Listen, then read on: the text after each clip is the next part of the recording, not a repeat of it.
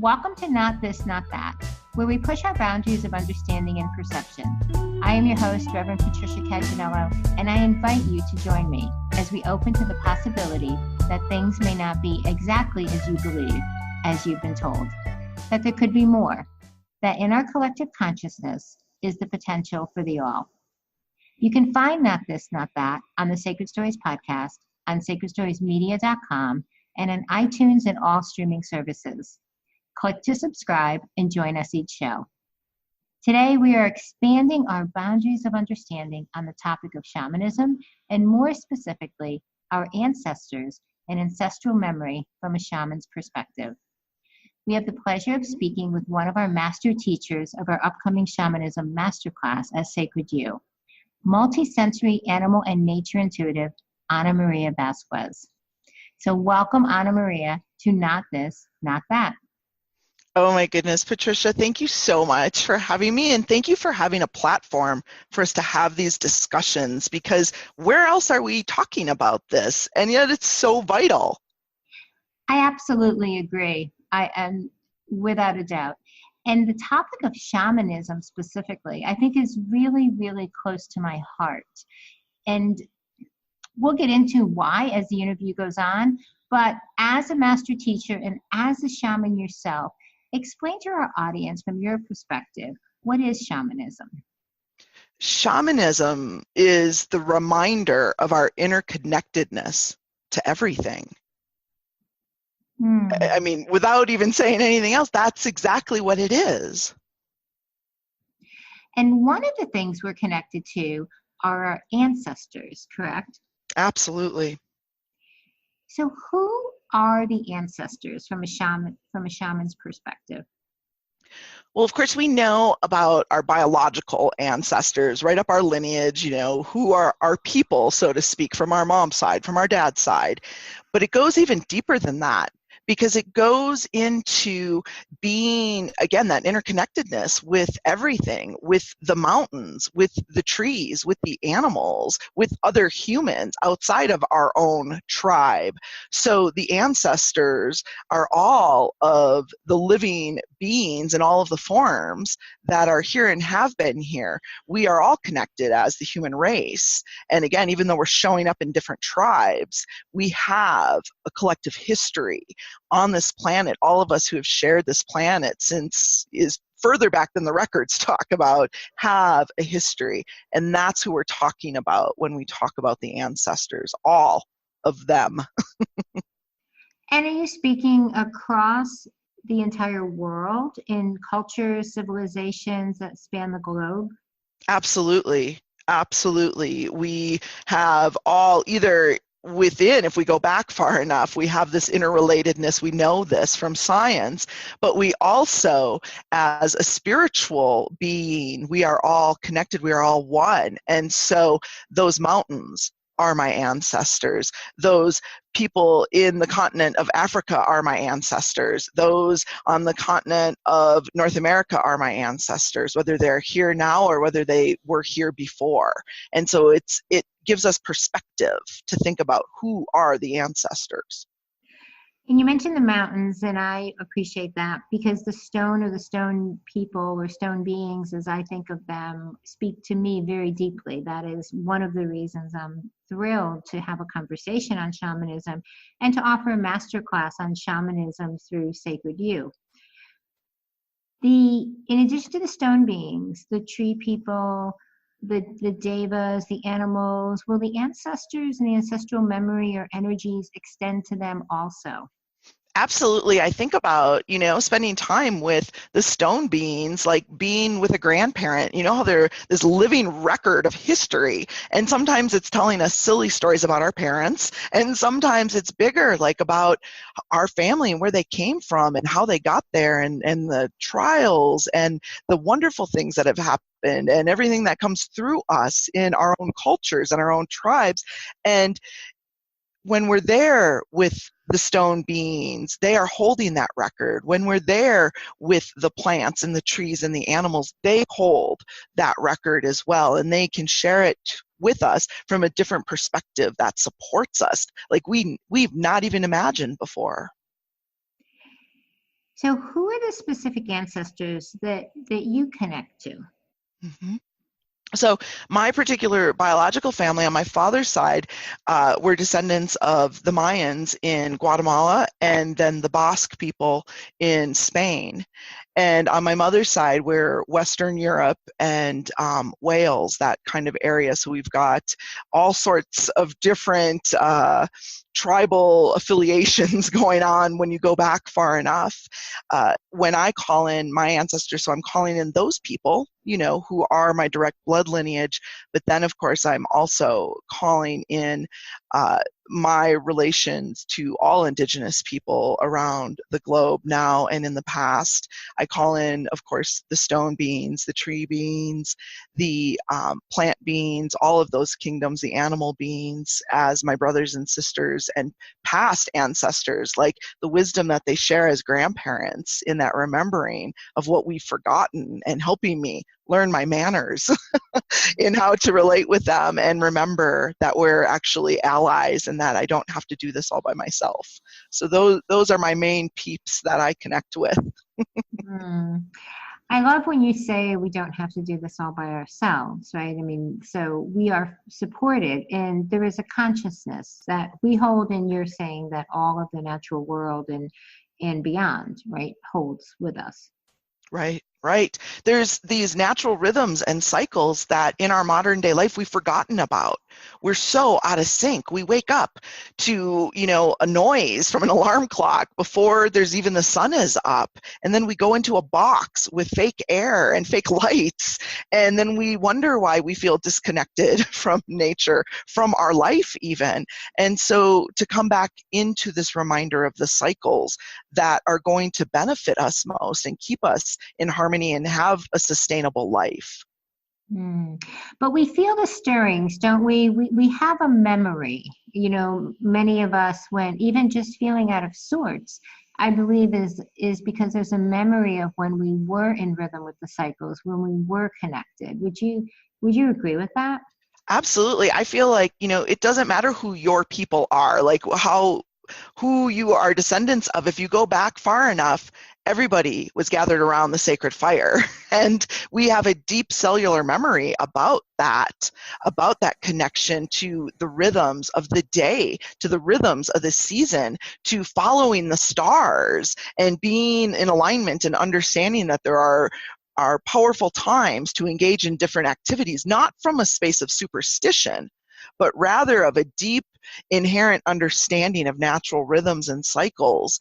And we can call on that now. It doesn't matter if we are living in a high-rise apartment in the middle of some big metropolis or whether you're out here in the mountains. We can connect back into this. It's our birthright. It's written in the very fabric of who we are. So you mentioned cellular memory, right? So is ancestral memory and cellular memory connected? Absolutely. I would say it's a subcategory of cellular memory because it's pieces that come through, again, who is our lineage, who are we coming from, and all of our families have different specialties and things they've been known for and inherent abilities. And imagine during the times when those natural inherent abilities weren't cherished the way that they really deserve to be. And so they went through the Inquisition, they went through the witch hunts, they went through any times of trial and separation that caused it to go underground. So you would have, first of all, a real strong block to opening up to that because it was forced underground, and there's a big, strong memory of keeping that under wraps. But you're also going to have a link to that knowledge. So it's about being conscious about all of that and using that and working with the ancestors to help you unlock and remember that. So how can that help us today? Why is that important that we really tune into that energy, that remembrance? Well, on one level, it's like we said before, that piece about us just learning about our place and our interconnectedness and remembering that we don't have to do it all ourselves. That's so huge. We're such overachievers as humans, but really the deeper piece is about that sustainability.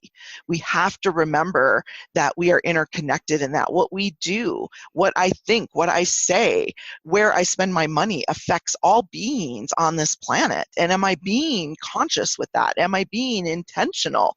And am I here as a part of the whole, or am I believing in that separation? And when we connect to the ancestors, that gives us one way and multiple dimensions of connecting to that greater whole.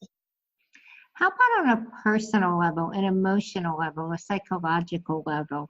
Can connecting with our ancestors or our ancestral memory help us in that way, even on our spiritual journeys? Can they be of support? Absolutely. I'm known to go on picnics with my ancestors when I'm having difficulty with the ancestors who are still here on this planet. And coming off the holiday season, everybody probably has one story about that one family member or that one thing that they said.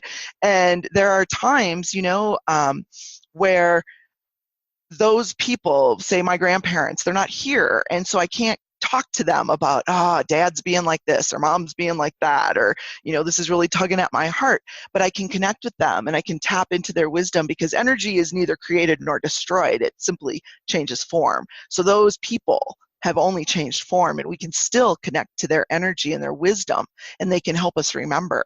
And they always remind me to be compassionate with myself and with my parents. So it can help us very much. And in practical ways, in my family, the joke is always, he knows a guy who knows a guy. There's always, we've got that in our family. And so the people who are here physically can do that, but on the other side, they can work the connections behind the veil and help us out too. And some of them actually owe us in a big way. They might not have been so great to us and so helpful when they were here, but now that they've crossed over, they can owe us one, and they can help us from that side. How about from a perspective of clearing? People speak about clearing ancestral memory or clearing blocks or energies. Can that be done with the work of a shaman also? Absolutely. It's actually one of the very tenets that we do this work in honor of those who walk the path before us and to help those who are yet to come. So it's a part of that whole piece, and us just giving voice to these issues, these human experiences that we are all going through and that all of our people have gone through. And now we have, at this particular time and space, a certain amount of consciousness that we bring that we've not been able to bring through our lineage or even in our past lives, or maybe in a different way given the circumstances, but in the evolution of the planet we're at this particular time. And so it helps us all of us collectively, when any one of us does our inner work and work with our ancestors, it clears and releases and creates the space for all of us to go deeper and clear more. And that's what we're seeing in our world. Things are coming up. Think about all the work we've done. And now we're seeing like, oh yeah, there's some things that aren't okay anymore to be kept a secret and underground and in, behind closed doors. We need to bring this all out for healing and create this new life that we're looking to create as this human race while we're here. In the masterclass at Sacred You that you're teaching, you're also teaching an individual course. That's what masterclasses are at Sacred You. There are 3 individual master teachers, right, that each teach an individual course, in this case shamanism, and then a collaborative 4th week, which makes up the master class. But one of the modules in your individual week, a whole day, is spent on the ancestors and ancestral memory. Can you share a little bit about what's in store or what people can expect when joining you in your course and in the day on the ancestors?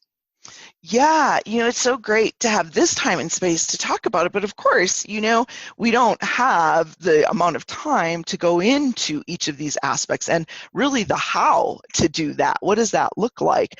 What does that look like in terms of ceremony and ritual? What does that look like in terms of everyday things that you can do? So I think that that's my favorite piece. First of all, about working with Sacred You is you really do hold to that mission of giving people practical pieces and knowledge. And I talk about it as, walking the spiritual path with practical feet, because it's great to be in these high energies. I love being on the shamanic journey and all of that, but if at the end of the day I can't move through my life with more ease and grace, then it's just an energetic spot treatment, no matter what you call it. And so it's so important for us to be able to integrate this into our life in a way that makes a difference. So we get to cover, again, how the ancestors affect us here today. Whether we have written them off or whether we really have a close connection to them, we can go deeper and in an intentional way. And if there are things about our family, about our lineage, about the human race that we are less than proud of, there are things that we can do, there's ceremony that we can participate in that helps release that density. And that's part of what we agreed to do before we got here. And here we are, and it's time to come back into that remembrance. And this is part of that ancient wisdom that's passed down, that has been passed down by the storytellers over the ages. And some has been forgotten, and some is coming through, even though it's been suppressed and forgotten. So today on Not This, Not That, we're briefly touching on the what, right? The what of shamanism, ancestors, and ancestral memory. In the Sacred You course, you really go into the how. You go into more on the what, but you go into the how. And like you say, you speak about the sacred ceremony and the ritual. And there are exercises and rituals within your course. Absolutely. Again, I want people to be able to take this into their own life and make it their own and find what resonates. And again, like to connect with the ancestors in a way that helps you with your finances, that helps you with your relationships, that helps you with your inherent gifts and abilities, finding the way to do that, to move through this life with more ease and grace, and to help heal the whole planet. So that's a big task for us to do. So of course we need some instructions, we need some guides, we need some help and steps. And with your help and your team's help, I've been able to put together digestible pieces that help people understand the why and the how. It really is such an honor to do this work, in addition to working with master teachers such as yourself. But for me, it's an honor because we're able to bring the wisdom and the knowledge and the consciousness of the stone beings and the tree people and the animals and the Davic world and our own, human ancestors and beyond. We're able to bring them, what I believe, to the forefront. And to me, that's a privilege for these conversations to happen, because it's our ancestors and our support throughout really this world and this universe deserve the recognition, that they've been so sorely lacking, in the recent centuries. You've got me all tearing up here, because you're talking about my ancestors, my family, these closest ones. And that is always my intention before I step out and share anything, is for them, source me, bring that information through, that I might share that in an honorable way and in a way that helps us remember, because we've done a lot of amazing things as humans, but we've forgotten a lot of amazing things that would really change our whole take on all of this, your aptly named podcast here. And we could really supercharge the way that we're moving through this life and our manifestation abilities on all of the levels if we would tune back in. So it is my honor to share what I was able to during that for this course, in terms of connecting people with shamanism in their everyday life, so that it becomes not just another thing that we do, but that we are so tuned in and connected, and we get our interconnectedness. We really live that oneness. So we can find Anna Maria's course, her beautiful course on modern shamanism, at Sacred You, at learn.sacredstoriesmedia.com. And Anna Maria, tell our listeners how they can find out more about you directly. Absolutely. So you can find me on Facebook at facebook.com/animals as messengers, or you can find me on my website. intentiontraining.com. And I love sharing all these different ways of us reconnecting to all of this universal wisdom that comes through the animals, that comes through the trees, that comes through the stones, that comes through our daily interconnection and profound connection with the natural world. So thank you for providing this space for us to have these very, very important conversations that return us to our wisdom. Thank you. We've been speaking with multisensory animal and nature intuitive Maria Vasquez. I am your host, Rev Patricia Cagganello, and you have been listening to Not This, Not That, which is available on the Sacred Stories podcast.